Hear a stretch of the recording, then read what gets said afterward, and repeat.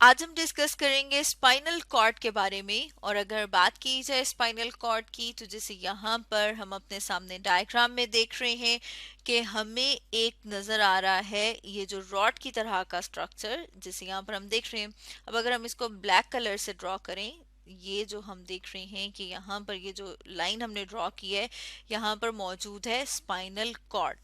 और spinal cord जो है वो कहाँ से स्टार्ट हो रही है, जैसे हमने अपने सामने डायग्राम में भी देखा कि हमारे ब्रेन, हमारे दिमाग की बेस से, जैसे यहाँ पर अगर हम देखते हैं तो ये हम देख रहे हैं इस रीजन से स्टार्ट हो रही है स्पाइनल कॉर्ड। स्पाइनल कॉर्ड की बात की जाए कि किस तरह के सेल से मिलकर बनी हुई है, तो हम देखते हैं कि हमारी जो नर्वस सिस्टम है, जो हमारा आसाबी निज़ाम है, जिसमें हमारा दिमाग और हमारी स्पाइनल कॉर्ड और बॉडी में सारी की सारी नर्व्स हैं, ये सारे के सारे ख़ास किस्म के सेल से मिलकर बने हुए होते हैं, जिन्हें के नर्व सेल्स या फिर हम कहते हैं कि न्यूरॉन्स जो हैं उनसे मिलकर बने हुए हैं। अब हम देखते हैं, जैसे यहाँ पर हमने डायग्राम में भी देखा कि जो स्पाइनल कॉर्ड है वो एक सिलेंडर, एक पाइप की तरह का स्ट्रक्चर है, जो कहाँ से एक्सटेंड कर रहा है, जो एक्सटेंड कर रहा है हमारे ब्रेन, हमारे दिमाग से। और इसमें साथ में जैसे यहाँ पर हम अपने सामने डायग्राम में भी देख रहे हैं कि जो हमारा वर्टिब्रल कॉलम है, जैसे हम यहाँ पर देख रहे हैं कि ये जो हमें नज़र आ रही हैं, ये सारी की सारी बोन्स जो है वो मिलके क्या बना रही हैं, वर्टिब्रल कॉलम बना रही हैं। और वर्टिब्रल कॉलम के एंड तक मौजूद होती है स्पाइनल कॉर्ड, मतलब ये जो हमारी रीढ़ की हड्डी है, इसने प्रोटेक्ट किया हुआ है हमारे स्पाइनल कॉर्ड को। स्पाइनल कॉर्ड को जब हम थोड़ा गौर से देखते हैं तो हम देखते हैं कि हमें वहां से नर्व्स निकलती हुई नजर आ रही हैं। जैसे यहाँ पर हम देख रहे हैं कि हमें नजर आ रहा है कि यहाँ से नर्व्स अराइज हो रही हैं। अब अगर हम इनकी बात करें कि ये कितनी होती है नंबर में, तो जैसे यहाँ पर हम देख रहे हैं कि 31 पेयर मौजूद होते हैं स्पाइनल नर्व से। अब ये नर्व्स क्योंकि हमारे स्पाइनल कॉर्ड से निकल रही हैं, इसलिए इन्हें कहा जाता है स्पाइनल नर्व्स। अब स्पाइनल नर्व्स की नेचर की बात की जाए कि किस तरह की है, जैसे कि हमने अपनी लास्ट वीडियो में डिस्कस किया था कि जो नर्व्स हैं वो 3 तरह की होती हैं, जिसमें से जो सेंसरी नर्व्स हैं वो वाली नर्व्स होती हैं जो कि मैसेज हमारी पूरी बॉडी से लेकर आती हैं हमारे ब्रेन और स्पाइनल कॉर्ड तक, यानी हमारे दिमाग और स्पाइनल कॉर्ड तक। मोटर नर्व्स वो होती हैं जो कि हमारे दिमाग से और हमारे स्पाइनल कॉर्ड से वापस लेके जाती हैं मैसेज हमारे बॉडी के मुख्तलिफ हिस्सों तक। इसी तरह से मिक्स नर्व्स की बात करें तो जैसे कि अभी हम यहाँ पर भी बात कर रहे हैं कि जो स्पाइनल नर्व्स हैं वो मिक्स नर्व्स होती हैं, वो वाली नर्व्स होती हैं जिनके पास सेंसरी और मोटर दोनों तरह के फाइबर मौजूद हैं। जैसे यहाँ पर हम अपने सामने डायग्राम में देख रहे हैं कि हमें उसका डॉर्सल रूट या फिर हम कह सकते हैं कि सेंसरी रूट नजर आ रहा है। इसी तरह से हम देखते हैं कि जो स्पाइनल नर्व है उसके पास वेंट्रल रूट या फिर हम कहते हैं कि मोटर जो रूट है वो भी मौजूद होती है। इसका मतलब ये है कि ये मैसेज रिसीव भी कर रहे हैं और इसी तरह से मैसेज यहाँ से वापस बॉडी के मुख्तलिफ हिस्सों तक भी पहुंचाया जाता है। इसलिए जो इस तरह की नर्व्स हैं उन्हें कहा जाता है मिक्स्ड नर्व्स। अब अगर साथ में हम फंक्शंस की बात करें कि जो स्पाइनल कॉर्ड है उसके फंक्शंस क्या हैं, तो सबसे पहले हम ये देख रहे हैं कि जो स्पाइनल कॉर्ड है वो एक लिंक बना रहा है। लिंक किस में बना रहा है, तो हम देखते हैं कि हमारी बॉडी का मुख्तलिफ पार्ट्स के साथ जो लिंक बन रहा है। जैसे यहाँ पर अगर हम वापस अपने इस डायग्राम पे आए तो हम देख रहे हैं कि हमारा दिमाग यहाँ पर मौजूद है। इसी तरह से हम देख रहे हैं कि ये जो स्पाइनल कॉर्ड है वो ब्रेन के साथ, हमारे दिमाग के साथ भी कनेक्टेड है। और हम देख रहे हैं कि हमारी बॉडी के मुख्तलिफ हिस्सों से भी कनेक्टेड है। तो ये क्या कर रहा है, ये एक लिंक बना रहा है हमारे ब्रेन का, हमारे दिमाग का बॉडी के मुख्तलिफ हिस्सों के साथ। इसके साथ साथ हम देखते हैं कि जैसे हमने बात की थी कि इसके पास क्या मौजूद होती हैं, मिक्स नर्व्स मौजूद होती हैं। जब हमने देखा कि इसके पास मिक्स नर्व्स मौजूद हैं तो फिर ये क्या करता है, ये मैसेज जो है वो रिसीव कर रहा है बॉडी के मुख्तलिफ हिस्सों से। जैसे यहाँ पर हम अपने सामने डायग्राम में देख रहे हैं कि अगर कोई चीज़ हमें चुभ जाती है तो हाथ में क्या मौजूद है, खास किस्म के सेल्स, इन्हें रिसेप्टर्स का कहा जाता है। अब वहां से मैसेज जाएगा ब्रेन तक, हमारे दिमाग तक, लेकिन कहाँ से होता हुआ जाएगा? स्पाइनल कॉर्ड से। तो हम देखते हैं कि क्या करता है, ये मैसेज को भेजता है रिसेप्टर से ब्रेन की तरफ। अब मैसेज इस फॉर्म में जा रहा है, उसे हम कहते हैं कि क्या है? इम्पल्स। इसी तरह से हम देखते हैं कि क्या होता है, मैसेज जो है वो वापस वहां से भेजा जाता है हमारे इफेक्टर्स तक। इफेक्टर्स क्या हो सकते हैं? इफेक्टर बॉडी का कोई भी मसल हो सकता है, यानी अगर हम बाजू की बात करें, यहाँ पर क्या मौजूद है? मसल्स मौजूद हैं। इसी तरह से हमारा कोई भी ग्लैंड हो सकता है। ग्लैंड जो है वो बॉडी में खास किस्म के सेल्स होते हैं, जैसे अगर हम बात करें तो हमारी गर्दन में मौजूद होता है थायराइड ग्लैंड। इस तरह से हमारी बॉडी में और भी ग्लैंड्स मौजूद हैं। तो इफेक्टर कोई भी मसल या कोई भी ग्लैंड हो सकता है। और हम देखते हैं कि कई दफा ऐसे होता है कि मैसेज जो अब कहाँ तक पहुंचा है, जो पहुंचा है हमारी स्पाइनल कॉर्ड तक। तो वो मैसेज जो है वो क्या करेगा? स्पाइनल कॉर्ड खुद से उस मैसेज को रीड करने के बाद, पढ़ने के बाद क्या करेगा? खुद मैसेज वापस भेजेगा हमारे मसल्स तक, या फिर हम कहेंगे हमारे ग्लैंड तक, हमारे इफेक्टर तक। इस तरह का जो एक्शन है उसे कहा जाता है रिफ्लेक्स एक्शन। जैसे यहाँ पर हम अपने सामने डायग्राम में देख रहे हैं कि अगर हम किसी गर्म चीज को छू लें, या फिर हम कोई चीज, कोई नोकीली चीज हमें चुभ जाए, तो क्या होगा? हम हाथ फौरन से पीछे की तरफ को खींचते हैं। अब उसमें होता क्या है कि यहाँ पर हमारे हाथ में खास किस्म के सेल्स मौजूद हैं, जिन्हें के रिसेप्टर्स कहा जाता है। अब वहां से मैसेज रिसीव किया किसने? सेंसरी नर्व्स जो है वो मैसेज लेके आई हमारी स्पाइनल कॉर्ड तक, और स्पाइनल कॉर्ड में फर्दर उस मैसेज को प्रोसेस किया, और प्रोसेस करने के बाद जो है वो मोटर नर्व्स के जरिए से, या फिर हम कहेंगे कि मोटर न्यूरॉन की मदद से उस मैसेज को वापस भेज दिया बाजू के जो पट्टे हैं, बाजू के जो मसल्स हैं, वहां तक। अब इनको क्या मैसेज मिला है कि ये कॉन्ट्रैक्ट हो। जब ये कॉन्ट्रैक्ट होंगे तो हाथ पीछे की तरफ जाएगा, यानी हम क्या कर रहे हैं? एक्शन परफॉर्म कर रहे हैं। और ये जो पूरा का पूरा हमने एक्शन परफॉर्म किया, ये क्या है? ये रिफ्लेक्स एक्शन, जिसमें हमने देखा कि मैसेज अभी ब्रेन तक नहीं पहुंचा, बल्कि स्पाइनल कॉर्ड ने खुद से ही ऑर्डर किया हमारे इफेक्टर को, ताकि हमारा हाथ जो है वो मजीद जलने से बच जाए। तो ये भी क्या है?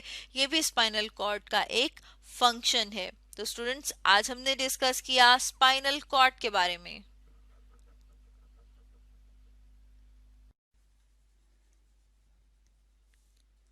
आज हम पढ़ेंगे working model of the nervous system के बारे में। तो नर्वस सिस्टम यानी जो हमारा एसाबी निज़ाम होता है, जो हमारे जिस्म में मुख्तलिफ किस्म के फंक्शंस को परफॉर्म करने में मदद देता है, तो वो एसाबी निज़ाम होता क्या है? सबसे पहले हम ये देख लेते हैं। तो हमारा जो नर्वस सिस्टम होता है या एसाबी निज़ाम होता है, ये एक ऐसा सिस्टम है जो कि मैसेजेस को, यानी जो पैगामात को हमारे जिस्म के एक हिस्से से दूसरे हिस्से तक ले जाने का काम करता है। और इसके अलावा ये क्या करता है? ये कोऑर्डिनेट करता है, यानी कि जो जिस्म में मुख्तलिफ किस्म के फंक्शंस या काम होते हैं उनके दरमियान रब्त पैदा करता है। जैसे हम चलते हैं, दौड़ते हैं, खाते हैं, पीते हैं, तो इस तरह के जो सारे फंक्शंस होते हैं, तो नर्वस सिस्टम क्या करता है? नर्वस सिस्टम ये जो बॉडी फंक्शंस होते हैं इनके दरमियान रब्त पैदा करता है, यानी इनको बाकायदा बनाता है। तो अगर हम बात करें नर्वस सिस्टम की, तो नर्वस सिस्टम में क्या क्या चीज़ें शामिल हैं? नर्वस सिस्टम के सबसे पहले हम पार्ट्स देख लेते हैं। इसमें सबसे पहले शामिल है सेंट्रल नर्वस सिस्टम और पेरिफेरल नर्वस सिस्टम।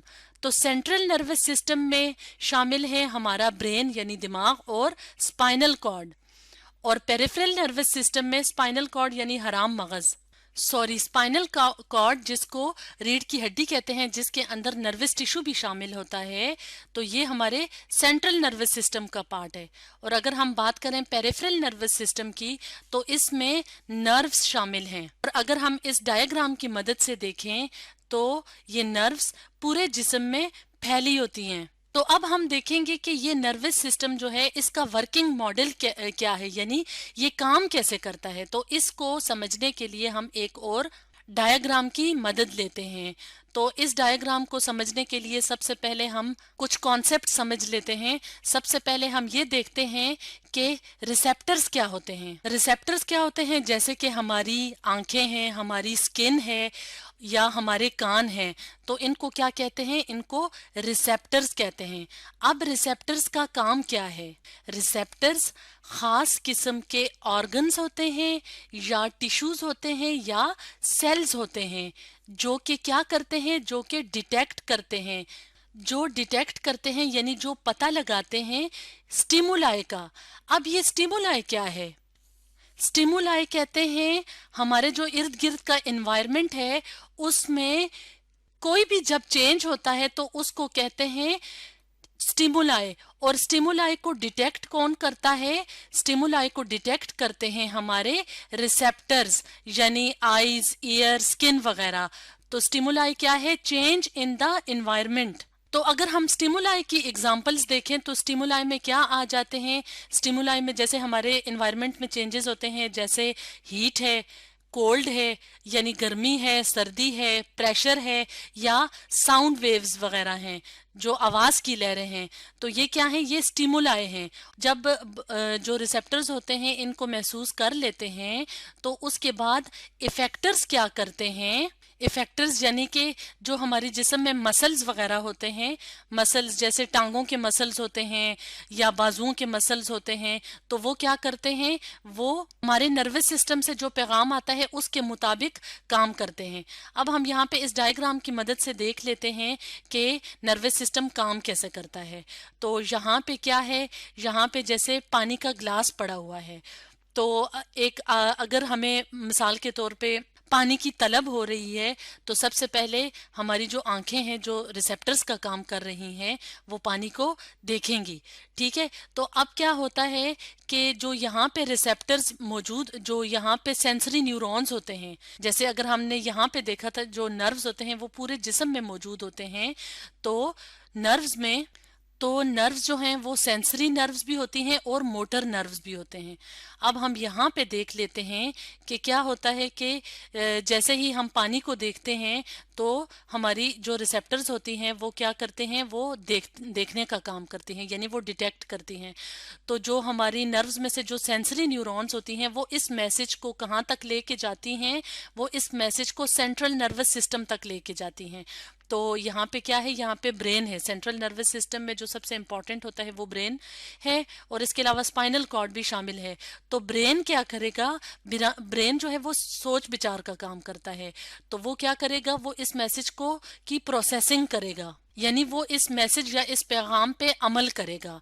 तो जब ये ब्रेन में प्रोसेसिंग कंप्लीट हो जाएगी तो क्या होगा कि मोटर न्यूरॉन्स जो होती हैं, जो हमारी नर्व्स की दूसरी टाइप हैं, एक तो सेंसरी नर्व्स या न्यूरॉन्स होती हैं जो कि पैगाम को लेके आती हैं, तो वापस पैगाम लेके जाना इफेक्टर्स तक किसका काम है? मोटर न्यूरॉन्स का काम है। तो मोटर न्यूरॉन्स क्या करती हैं? इस पैगाम को इफेक्टर तक लेके जाती हैं, जैसे कि मसल्स तक। तो अब यहाँ पे क्योंकि पानी का ग्लास उठाना है और हमने पानी पीना है, तो यहाँ पे जो बाजू के मसल हैं और जो हमारे हाथों में मसल्स हैं वो क्या करेंगे? वो काम करना शुरू कर देंगे। और किसके मुताबिक काम करेंगे? जो पैगाम कहाँ से आया है? दिमाग से आया है। तो अब क्या होगा? ये पानी का ग्लास उठा के जब हमें प्यास लगती है तो हम पी लेते हैं। इसी तरह से मुख्तलिफ काम, जैसे कि हमने कहीं जाना हो तो हम जाहिर है चल के जाते हैं, तो चलना, फिरना, दौड़ना, पढ़ना, तो इस तरह के जो हमारी जो हम डेली लाइफ में रोज़ाना रोज़मर्रा के काम होते हैं तो उसमें जो नर्वस सिस्टम है वो इसी तरह काम करता है। और ऐसा नहीं कि ये काम जो है वो घंटों में हो, ये विद इन सेकेंड्स हो जाते हैं, यानी यहाँ से जो पैगाम है वो यहाँ तक जाएगा और इसके बाद जो हमारे इफेक्टर्स काम करेंगे तो ये काम जो है वो विद इन सेकेंड्स होगा, यानी सेकेंड्स के या मिनट्स के अंदर अंदर होगा। तो इस तरह से हमारा जो नर्वस सिस्टम है वो क्या करता है? वो काम करता है। और वो हमारा नर्वस सिस्टम जो है वो हमारी बॉडी के जो डिफरेंट काम हैं उनके दरमियान कोऑर्डिनेशन या रब्त पैदा करता है। तो आज हमने पढ़ा working model of the nervous system के बारे में।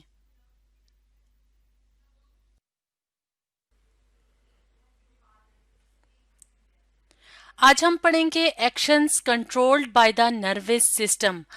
तो यानी कि ऐसे काम जो कि नर्वस सिस्टम कंट्रोल करता है, आज हम उसके बारे में पढ़ेंगे। तो अगर हम बात करें नर्वस सिस्टम की यानी एसाबी निज़ाम की, तो हमारे नर्वस सिस्टम में क्या क्या चीज़ें शामिल हैं? हमारे नर्वस सिस्टम में शामिल है सेंट्रल नर्वस सिस्टम और पेरिफेरल नर्वस सिस्टम। तो सेंट्रल नर्वस सिस्टम में क्या क्या चीज़ शामिल है? ब्रेन और स्पाइनल कॉर्ड। ब्रेन यानी दिमाग और स्पाइनल कॉर्ड जो हमारी हम हराम मगज होती है वो शामिल है। और अगर हम पेरिफेरल नर्वस सिस्टम की बात करें तो पेरिफेरल नर्वस सिस्टम में शामिल हैं नर्व्स। और अगर हम इस डायग्राम में देखें तो नर्व्स का जो जाल सा होता है वो पूरे जिस्म में फैला होता है और ये हमारे मुख्तलिफ एक्शंस को कंट्रोल करता है। यानी नर्वस सिस्टम हमारे मुख्तलिफ जो एक्शंस होते हैं यानी मुख्तलिफ काम होते हैं उनको कंट्रोल करता है। तो नर्वस सिस्टम के अंदर ये चीज़ें शामिल हैं। और अगर हम बात करें एक्शंस की कि एक्शंस कितने तरह के होते हैं, तो एक्शंस दो तरह के होते हैं। एक को हम कहते हैं वॉलेंट्री एक्शंस और दूसरे को हम कहते हैं इनवॉलेंट्री एक्शंस। तो एक्शंस कितने टाइप के होते हैं? वॉलेंट्री एक्शंस और इनवॉलेंट्री एक्शंस। तो हम वन बाय वन करके देखेंगे कि वॉलेंट्री एक्शंस कौन से होते हैं और इनवॉलेंट्री एक्शंस कौन से होते हैं। और इन एक्शंस को कंट्रोल कौन करता है? हमारा नर्वस सिस्टम यानी हमारा एसाबी निज़ाम। तो सबसे पहले हम बात करते हैं वॉलेंट्री एक्शंस के बारे में। तो वॉलेंट्री एक्शंस कौन से एक्शंस होते हैं? वॉलेंट्री एक्शंस ऐसे एक्शंस होते हैं यानी ऐसे काम होते हैं जिन पे हम सोच विचार करके फिर वो एक्शंस या फिर वो काम करते हैं। मिसाल के तौर पे अगर हम इन डायग्राम्स की मदद से देखें तो जैसे अगर हम पढ़ना चाहते हैं या खाना खाना चाहते हैं या दौड़ना चाहते हैं तो ये काम हम अपने मर्जी से करते हैं। यानी हम उस पे पहले सोचते हैं कि हमें भूख लगी है या हमने खाना खाना है या हमने वॉक करनी है, भागना है, या हमने पढ़ना है। तो इस तरह के सारे एक्शंस को वॉलेंट्री एक्शंस कहते हैं। इन एक्शंस के अलावा जैसे हम उठते हैं, बैठते हैं, खाते हैं, पीते हैं, एक्सरसाइज करते हैं, तो इस तरह के एक्शंस जो होते हैं वो वॉलेंट्री एक्शंस होते हैं। और इनको कंट्रोल कौन करता है? हमारा नर्वस सिस्टम। अब हम बात करते हैं इनवॉलेंट्री एक्शंस के बारे में। पहले हमने पढ़ा वॉलेंट्री एक्शंस के बारे में, अब हम पढ़ते हैं इनवॉलेंट्री एक्शंस के बारे में कि ये कौन कौन से काम होते हैं और ये कैसे होते हैं। तो अगर हम बात करें इन वॉलेंट्री एक्शंस की, तो इन वॉलेंट्री एक्शंस वो एक्शंस होते हैं जिसमें हमारी थिंकिंग इन्वॉल्व नहीं होती, यानी जिसको हम करने के लिए सोचते नहीं हैं। और ये ऐसे एक्शंस हैं जो खुद ब खुद हो जाते हैं। और वॉलेंट्री एक्शंस जैसे कि हमने पहले पढ़ा था कि वो होते हैं जिन कामों में हम सोचते हैं, जैसे खाना, पीना, पढ़ना वगैरह। तो इनवॉलेंट्री एक्शंस कौन कौन से होते हैं, इसमें कौन कौन सी एग्जांपल्स शामिल हैं? फॉर एग्जांपल अगर हम हार्ट बीट की बात करें यानी दिल का धड़कना, या ब्रीदिंग जो सांस लेने का अमल है, तो वो तो हर वक्त होता रहता है। हार्ट बीट यानी जो हमारे दिल की धड़कन है, और सांस लेने का अमल है यानी ब्रीदिंग का अमल है। तो इस तरह के एक्शंस जो होते हैं उनमें हमारी थिंकिंग इन्वॉल्व नहीं होती। अगर हम यहाँ पे देखें तो यहाँ पे हमें इन दो इमेजेस में इनवॉलेंट्री एक्शंस नजर आ रहे हैं। अगर हम यहाँ पे देखें तो यहाँ पे क्या है? दिल यानी हार्ट दिखाया हुआ है। तो जो दिल धड़कता है वो क्या है? उसमें हमारी थिंकिंग इन्वॉल्व नहीं है। तो इस तरह से ये क्या हुआ? इनवॉलेंट्री एक्शन हुआ। इसी तरह जो ब्रीदिंग का प्रोसेस है यानी जो सांस लेने का अमल है, तो उसमें भी हमारी थिंकिंग इन्वॉल्व नहीं होती, यानी हमारी थिंकिंग या हमारी सोच शामिल नहीं होती। तो इस तरह के एक्शंस जो होते हैं उनको क्या कहते हैं? Involuntary actions. तो हमारी बॉडी में चाहे वॉलेंट्री एक्शंस हों या इनवॉलेंट्री एक्शंस हों, उनको कंट्रोल कौन करता है? उनको कंट्रोल करता है हमारा नर्वस सिस्टम यानी हमारा एसाबी निज़ाम। तो ये कैसे कंट्रोल करता है इसको हम अपनी नेक्स्ट वीडियो में डिस्कस करेंगे। तो आज हमने पढ़ा actions controlled by the nervous system के बारे में।